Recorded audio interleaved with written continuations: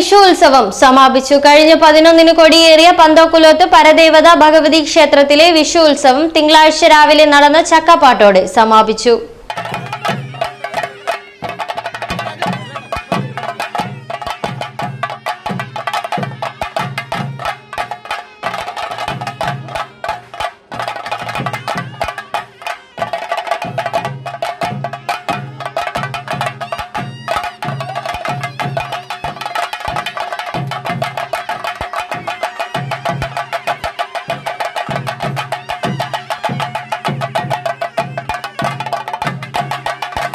ഇന്നലെ വൈകിട്ട് തിരയുടാടവരവ്, കുടവരവ് എന്നിവ നടന്നു. തുടർന്ന് രാത്രി മുതക്കലശം ക്ഷേത്രത്തിൽ എത്തിയ ശേഷം ഭഗവതി പരദേവത വെള്ളാട്ടങ്ങൾ നടന്നു.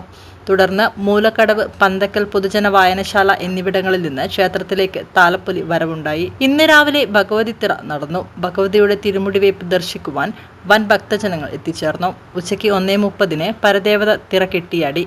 ക്ഷേത്രത്തിലെ ചടങ്ങുകൾ പൂർത്തിയാക്കി പരദേവത തിറ ഊരുചുറ്റൽ തുടങ്ങി. രാവിലെ 7 മണിയോടെ പരദേവത തിറ ക്ഷേത്രത്തിൽ തിരിച്ചെത്തി. തുടർന്ന് ഭക്തജനങ്ങളെ അനുഗ്രഹിച്ച ശേഷം ചക്കപ്പാട്ടോടെ ഉത്സവം സമാപിക്കും.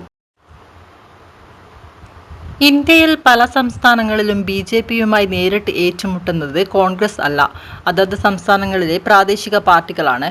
BJP വിജയിച്ച മിക്ക സീറ്റുകളിലും 2ാം സ്ഥാനത്തുള്ളത് കോൺഗ്രസ് അല്ല, പ്രാദേശിക പാർട്ടികളാണ്. ബൈറ്റ്. വടകര ലോക്സഭാ മണ്ഡലം LDF സ്ഥാനാർത്ഥി KK ശൈലജയുടെ തെരഞ്ഞെടുപ്പ് പ്രചരണാർത്ഥം ന്യൂമാഹി ഒസൻമൊട്ടയിൽ സംഘടിപ്പിച്ച കുടുംബയോഗം ഉദ്ഘാടനം ചെയ്ത് സംസാരിക്കുകയായിരുന്നു മന്ത്രി.